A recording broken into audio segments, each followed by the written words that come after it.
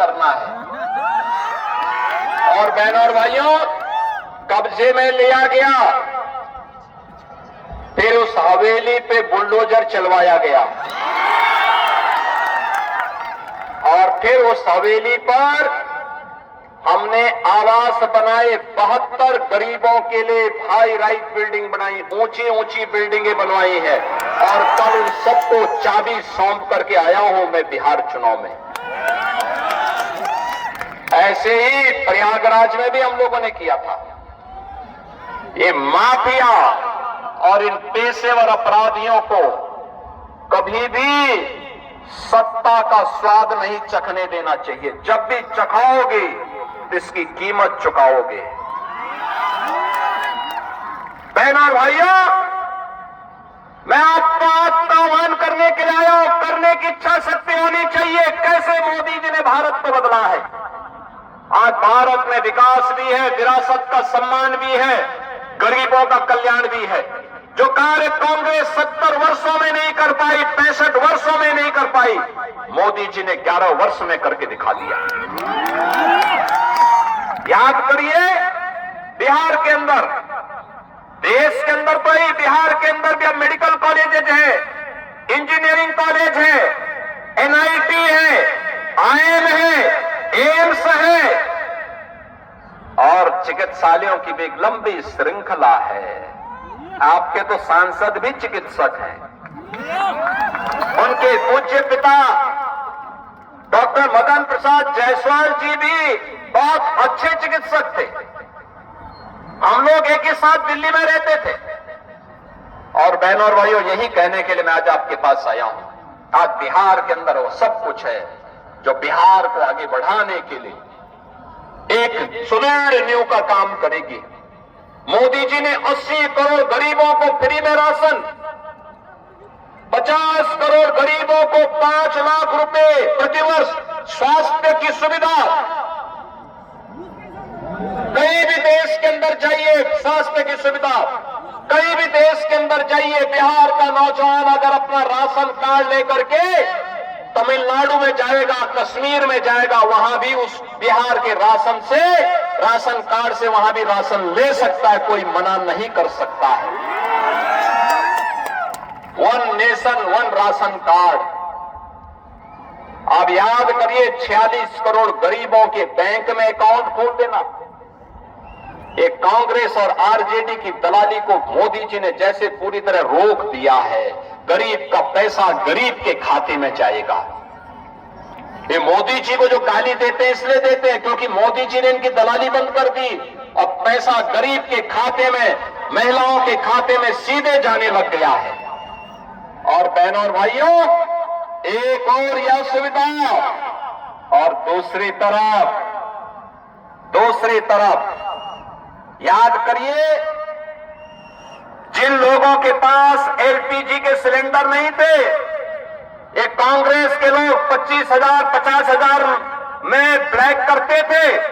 मोदी जी आए, कहा नहीं, हर गरीब को रसोई गैस का सिलेंडर मिलना चाहिए, उज्ज्वला योजना का कनेक्शन फ्री, हर गरीब के घर में शौचालय फ्री, 4 करोड़ गरीबों के सिर को ढकने के लिए प्रधानमंत्री आवास दे दिया, 3 करोड़ लोगों के घर में बिजली के कनेक्शन फ्री। आरजेडी के समय तो आपके यहां बिजली नहीं आती थी। आप मुझे बताओ, आज के समय में मोबाइल फोन चार्ज करना होगा तो क्या लालटेन की लाइन में चार्ज करेंगे क्या?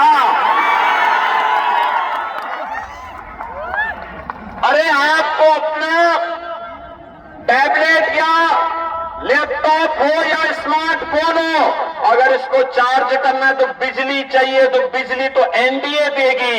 लालटेन की लाइन तो ये लोग क्या करते थे, लालटेन दिखाते थे और उसको चुपचाप बंद करके फिर रात को डकैती डालते थे। यही चलता था बिहार के अंदर। अब डकैती नहीं डालने देनी है।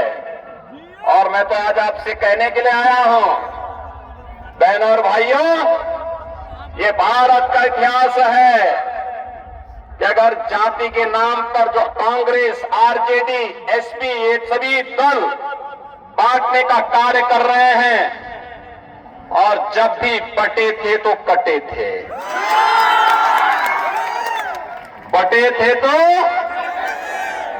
बंटना नहीं है।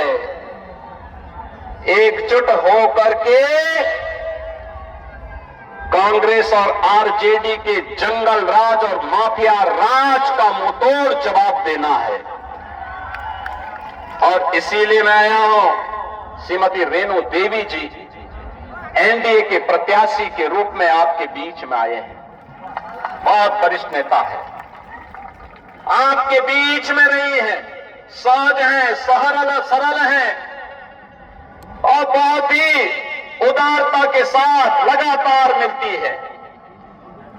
मैं आप सबसे ये अपील करने के लिए आज आया हूं, विशेष रूप से आया हूं कि रेणु देवी जी को भारी बहुमत से विजयी बना के भेजना है। कमल चुनाव चिन्ह पर जेडीयू, हम, एलपीजी, आर और साथ साथ बीजेपी के तो स्वयं सिंबल लेकर के आए हैं। जीतन राम मांझी की हम पार्टी ने भी, सभी ने उनका सपोर्ट करने की घोषणा की है। एनडीए की घोषित प्रत्याशी हैं, कमल चुनाव चिन्ह से आपके बीच में आई है। आप सबका आशीर्वाद प्राप्त होगा ना, सभी का, सभी लोगों का। दोनों हाथ में करके थोड़ा बोलिए, ऐसा दोनों हाथ में करके। बहनों और भाइयों, याद करना, रेणु देवी जी इतने वोटों से जीतनी चाहिए कि विपक्षी प्रत्याशी की जमानत जब्त हो जाए। याद करना, अगर वो कहीं धोखे से आपने जाति के नाम पे बंट करके कुछ धोखा किया, याद करना, फिर वह पर्व और त्योहारों में दंगा फसाद करके आप ही को तबाह करने का प्रयास करेगा। बहनों और भाइयों, अब ये मत होने देना, गलती नहीं करना है। इन दंगाइयों को फिर से आगे सत्ता का स्वाद चखने ही नहीं देना है। बहन और बेटी की सुरक्षा पर सेंध लगाने वाले नौजवानों के विश्वास पर घात लगाने वाले अन्नदाता किसानों के साथ धोखा करने वाले लोगों को फिर से सत्ता में नहीं आने देना है। और इसके लिए 14 नवंबर को जब काउंटिंग होगी तो फिर एक बार एनडीए सरकार का डंका बिहार के अंदर बजना चाहिए। एनडीए सरकार का डंका बजाने के लिए तैयार है ना? सभी लोग तैयार हैं ना?